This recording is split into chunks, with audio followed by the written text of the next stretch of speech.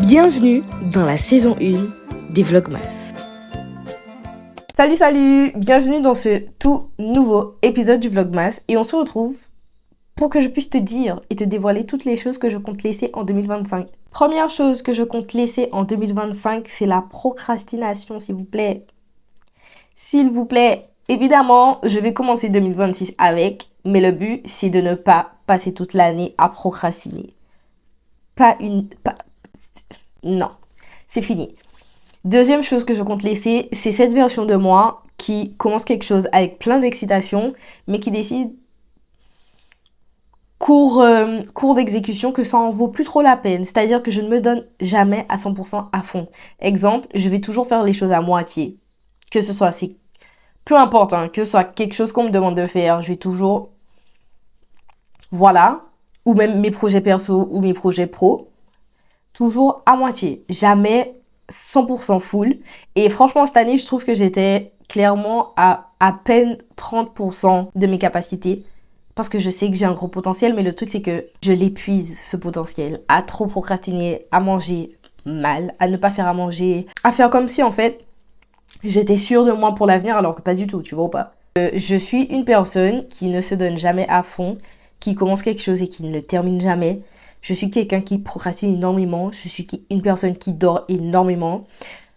Je suis quelqu'un qui a beaucoup d'ambition, mais qui a beaucoup peur de sortir de sa zone de confort. Je suis quelqu'un qui aime sortir de sa zone de confort, mais pas trop non plus, tu vois. Faut pas pousser le bouchon trop loin, tu vois ou pas. Je suis aussi une personne qui a tendance à avoir un manque de confiance en moi, qui a tendance à délaisser sa foi, ses ambitions par peur.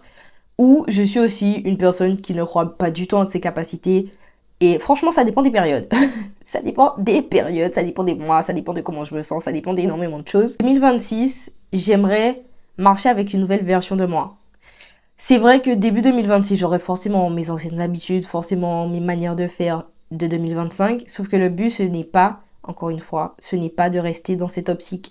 Le but, c'est d'évoluer. Et franchement, 2025, ça a été vraiment mon année déclic, mais vraiment dans le sens où si je me bouge pas le cul, qui va bouger mon cul à ma place?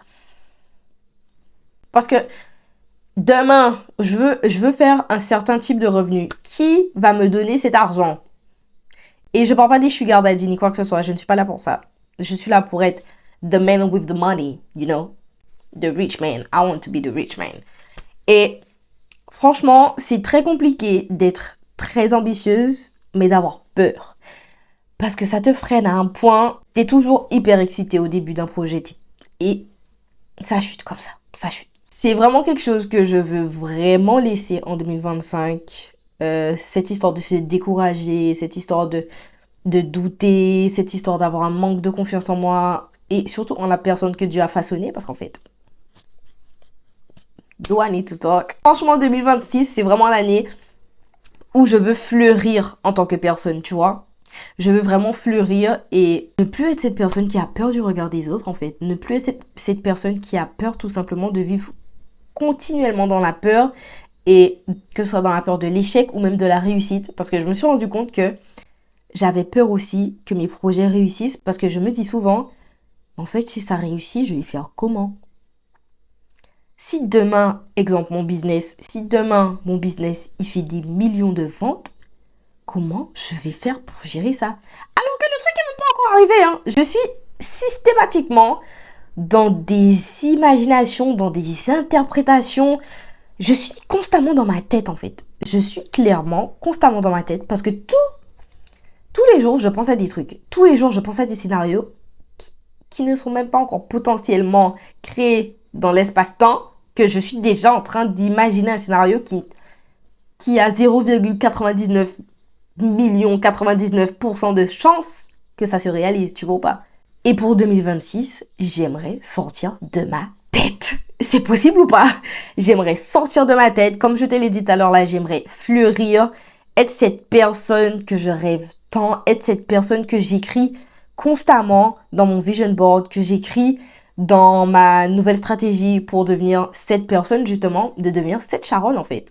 J'ai la vision et puis dans l'exécution, je sais pas, il y a un truc qui me bloque, il y a quelque chose qui fait que je me fais pas confiance en fait. C'est là le fond du problème. Je ne me fais pas confiance. Et si je ne me fais pas confiance à moi-même, en fait, qui va avoir confiance en moi, les gars? Qui va avoir confiance en moi si ce n'est pas moi? Ok, d'accord, j'ai des amis qui me soutiennent. Ok, d'accord, j'ai un compagnon qui me soutient. Là n'est pas le problème. Le problème est que je ne me fais pas assez confiance. Le problème est que j'ai peur, en fait, de mon propre potentiel. Je ne sais pas si tu réalises ce que je suis en train de dire.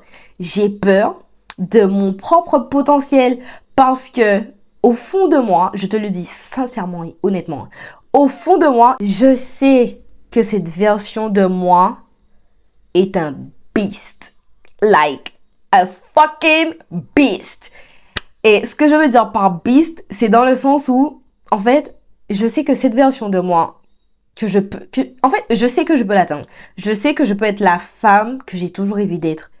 Mais le truc, c'est qu'au fond de moi, je sais que si je suis cette femme, plutôt, on reformule, lorsque je serai cette femme, mais plus rien ne va m'arrêter, hein. Là, je serai à mon prime. Parce que les gens pensent que le prime, c'est être bien habillée physiquement, c'est être belle, c'est avoir ses ongles faits. Et puis, mon prime, c'est de réaliser mes objectifs. Que ce soit physiquement, mentalement, spirituellement, financièrement. Mon prime, c'est ça. En fait, le truc, c'est que je sais.